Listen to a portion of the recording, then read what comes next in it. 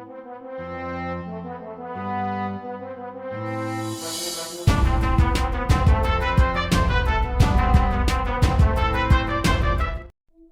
पिछले एपिसोड में हमने देखा रूडियस रेनोवा यूनिवर्सिटी ऑफ मैजिक में पहुंचता है और टेस्ट पास करके एनरोल हो जाता है। वहां पर ही उसे उसका पुराना एडमायरर ज़ेनोबा मिलता है।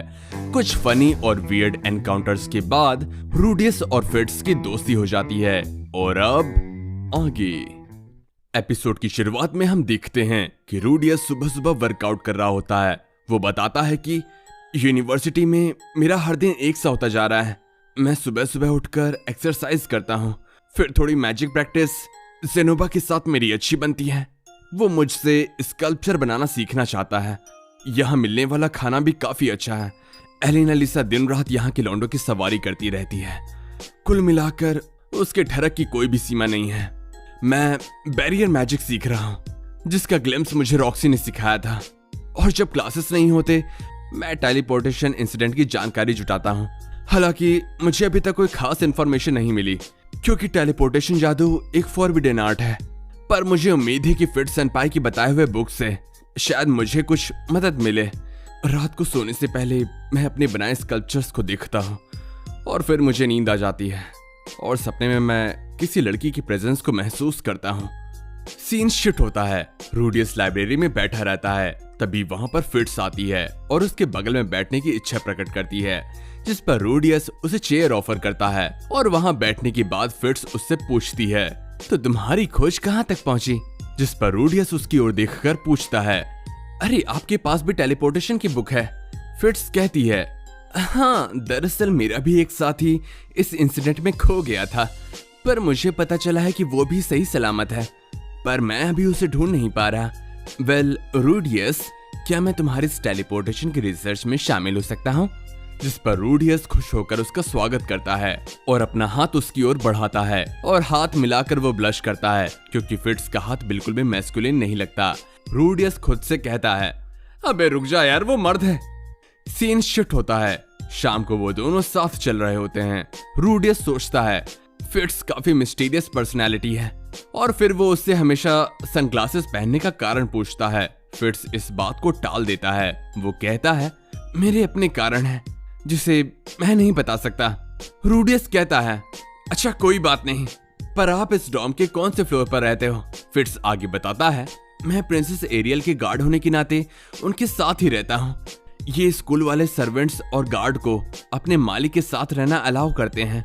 रूडियस आगे फिर से पूछता है, आप तो मुझसे काफी ज्यादा फ्रेंडली हैं, जबकि मैंने सुना है कि आप ज्यादा बात नहीं करते। फिट्स शर्माते हुए कहता है, हाँ, मैं अजनबियों से ज्यादा बात नहीं करता। रूडियस सोच में पड़ जाता है कि आखिर मैं भी तो एक अजनबी ही हूँ। रूडियस कहता है, क्या आप भी छोटे एज में ही वॉइसलेस इनकैंटेशन करने लगे थे? फिट्स जवाब में कहता है, हाँ, मुझे मेरे मास्टर ने ही सिखाया था। मैंने हर चीज सीखना उन्हीं की बदौलत शुरू किया है। वो एक महान व्यक्तित्व है, मैं हर रोज उनका आदर करता हूँ। रूडियस कहता है, मैं ऐसे महान व्यक्तित्व से मिलना चाहूंगा। जिस पर फिट्स कहता है, नहीं, ये तो नामुमकिन है। रूडियस कहता है, हैं? क्यों? फिट्स बिना कुछ बताए बस एक स्माइल करके वहां से जाने लगती है, जिस पर रूडियस ब्लश करते हुए सोच में पड़ जाता है, अबे वो एक लड़का है, पर मेरा दिल एक लड़के के लिए जोरों से क्यों धड़क रहा है? अबे रूडियस, वो फेक आईडी है, अपने दिल की सुन। फिट्स के जाने के बाद रूडियस अपनी सेक्सुअलिटी को क्वेश्चन करने लग जाता है, पर ह्यूमन गॉड की एडवाइस थी यहाँ आना, तो न जाने समय आगे क्या दिखाने वाला है और वो कब तक अपना इलाज कर पाएगा।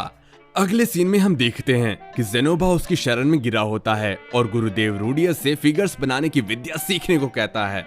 रूडियस सोचता है, इससे ज्यादा ठरकी मैंने शायद ही कोई देखा है। ये फिगर्स देख के पागल हो जाता है। हम देखते हैं कि एक बार रूडियस जब एक स्कल्पचर को कलेक्शन में रखने जा रहा होता है, ज़ेनोबा एक मूर्ति के ऊपर नंगा होकर चढ़ा होता है, लेकिन रूडियस उसे समझ सकता है और अब वो वाकई में उसे मूर्तियां बनाना सिखाना चाहता है। वो कहता है, मेरी ट्रेनिंग काफी सख्त होगी ज़ेनोबा। ज़ेनोबा कहता है, मुझे कोई एतराज नहीं है मास्टर। रूडियस उसे सिखाता है, पर ज़ेनोबा नहीं सीख पाता। रूडियस के हाथ बस फेलियर लगता है। रूडियस माफी मांगता है और कहता है, दूसरा तरीका ट्राई करते हैं। और एक लाइम स्टोन और स्कल्प्टर को मैजिक से प्रकट करता है और फिर उससे मूर्तियां बनाने लगता है। वो कहता है कि इस मेथड में मैजिक का कोई यूज नहीं है, पर ये काफी मुश्किल तरीका है। जेनोबा मोटिवेट होकर कहता है, हाँ मैं ये कर लूंगा मास्टर, पर इस बार भी उससे नहीं हो पाता। रूडियस सोचता है, ये काफी मुश्किल है, इस डेलिकेट काम के लिए थोड़ी सी भी ज्यादा ताकत लगाना चीजें बिगाड़ देता है। रूडियस ये बातें फिट्स से शेयर कर रहा होता है। इवन रूडियस उसके सामने एक प्रोटोटाइप भी बनाता है। फिट्स भी कोशिश करता है बट वो नहीं बना पाता। रूडियस बताता है कि इसके अल्टरनेटिव में उसने हाथों से कार्व करने की कोशिश की, पर जेनोबा ये भी नहीं कर पाया। फिट्स कहता है, असुरा किंगडम में भी सेम एक ऐसा ही केस है, उन्होंने भी कोशिश करी पर बात नहीं बनी, सो उन्होंने एक स्लेव से करवाया। मैं जेनोबा से इस बारे में बात करता हूँ, फिर हम स्लेव मार्केट जाएंगे। फिट्स कहता है, इससे याद आया अगले मंथ के ब्रेक में मैं भी थोड़ा सा फ्री हूँ। रूडियस कहता है, क्यों ना अभी मेरे साथ आओ सेनपाई, और वो मुस्कुरा देता है। अगले महीने के ब्रेक के वक्त वो तीनों स्लेव मार्केट में जाने वाले हैं। शिरोने किंगडम का तीसरा राजकुमार जेनोबा फिट्स के चरणों में गिर जाता है, जिस पर फिट्स कहता है, ये आप क्या कर रहे हैं प्रिंस? योर हाइनेस, इतना करने की कोई जरूरत नहीं है। फिर वो नॉर्मल मार्केट से होकर स्लेव मार्केट पहुंच जाते हैं, जहां पर स्लेव्स होते हैं, अलग अलग उम्र वाले, कुछ तो बच्चे भी होते हैं और कुछ एडल्ट्स। बस एक चीज उनमें सिमिलर होती है, उन सबकी आंखों में बस मौत का इंतजार होता है। फिट्स उन्हें देखकर फैसिनेट होता है। रूडियस सोचता है, वर्जिन फिट्स नंगी चिख देखकर पिघल गया। वेल, अब तो मैं बदल चुका हूँ। फिट्स पूछता है, रूडियस तुम तो ऐसी जगह पर पहले भी आ चुके होगे ना? रूडियस कहता है, हाँ बिल्कुल, कई बार। जेनोबा कहता है, हमें कोई चाहिए जो अपने हाथों के साथ अच्छा हो। रूडियस कहता है, डॉर्स काफी अच्छे कार्वर्स होते हैं। फिट्स कहता है, मुझसे पूछो तो हमें एक छोटा बच्चा चाहिए जो अभी तक मैजिक ना जानता हो, क्योंकि यंग एज में वॉइसलेस इनकैंटेशन करना काफी आसान होता है। 5 की उम्र के आसपास माना का एक भयंकर रश होता है बॉडी में। जिस पर रूडियस कहता है, मुझे लगता था कि आप माना के साथ पैदा होते हैं और यही माना आपके लिए तय होती है। फिट्स कहता है, हाँ ये बुक में लिखा है, बट मैं और मेरे मास्टर इस सिद्धांत के परे हैं। रूडियस सोचता है, बात तो सही है, मैं भी बस 2-3 की उम्र में ही मैजिक करने लग गया था और मेरी माना बढ़ गई थी। फिर वो स्लेव मर्चेंट से पूछते हैं, जिस पर वो कहता है, मुश्किल है ऐसे किसी को ढूंढना, पर मैं ट्राई करता हूँ। रूडियस कहता है, जरूरी नहीं है कि वो डॉर्फ हो, हमें किसी भी रेस का चलेगा, बस बाकी क्राइटेरिया मैच हो जाएं। मर्चेंट कहता है, हाँ मिल गई, एक ड्वार्फ लड़की है जिसकी पूरी फैमिली बिक गई है क्योंकि उनके पेरेंट्स कर्जा नहीं चुका पाए, पर उसकी हेल्थ अच्छी नहीं है। रिकॉर्ड के अनुसार उसे माल न्यूट्रिशन हुआ है। अगर वो खाएगी पिएगी तो ठीक हो जाएगी, और वो ह्यूमन लैंग्वेज भी नहीं बोल सकती और 6 साल के होने के कारण पढ़ भी नहीं सकती। रूडियस उससे मिलने की इच्छा करता है, उस एक कमरे में जहां इंसान पिंजरों में भरा होता है। रूडियस लाचार और बेबस लोगों को देखता है। मर्चेंट एक पिंजरे को खोलकर एक लड़की को बाहर निकालता है। खींचे जाने पर वो लड़की नेक कॉलर के कारण चोक हो जाती है और वो खांसने लगती है।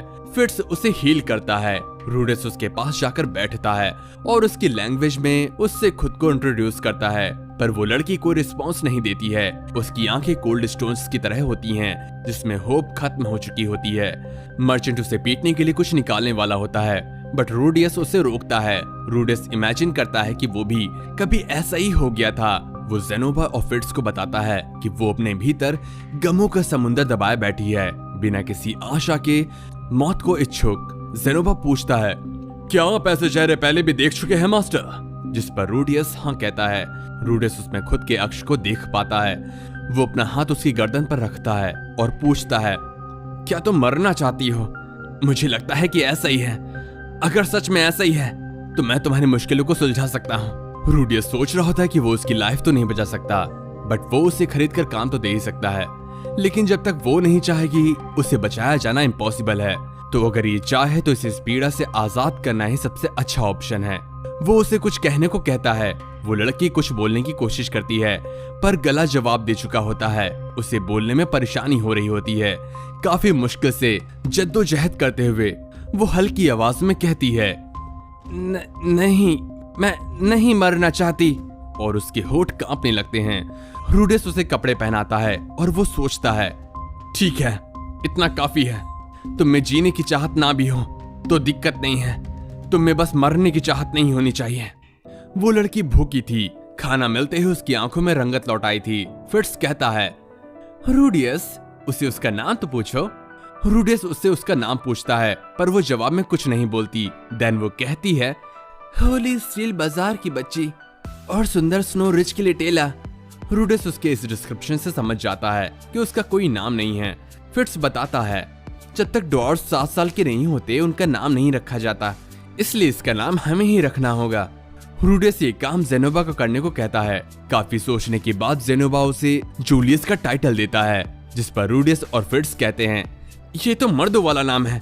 जिस पर जेनोबा उन्हें बताता है कि ये उसके गुजर चुके महान भाई का नाम है, जिसने उसे ही मारा था। रूडियस कहता है, ठीक है, पर हमें इसे लड़कियों वाला नाम देना है। जूलियट, हाँ जूलियट काफी अच्छा है। रूडियस उससे कहता है, अब से तुम्हारा नाम है जूलियट। वो लड़की कहती है, जूली। रूडियस कहता है, जूलियट। वो लड़की फिर से कहती है, जूली, और वो ब्लश करती है। सीन शिफ्ट होता है। जूली जेनोबा के साथ रहती है, उसका ख्याल रखती है। दिन में रूडियस उसे लैंग्वेजेस और वॉइसलेस इनकैंटेशन सिखाता है, और रात को फिगर मेकिंग। और रूडियस देख पा रहा होता है कि अब जाकर कहीं ना कहीं थोड़ा ही सही बट जेनोबा प्रोग्रेस कर रहा है। तो इसी के साथ ये एपिसोड यहीं खत्म हो जाता है। तो आपको ये एपिसोड कैसा लगा हमें बताना मत भूलना। तो मिलते हैं नेक्स्ट एपिसोड में, तब तक के लिए गुड बाय।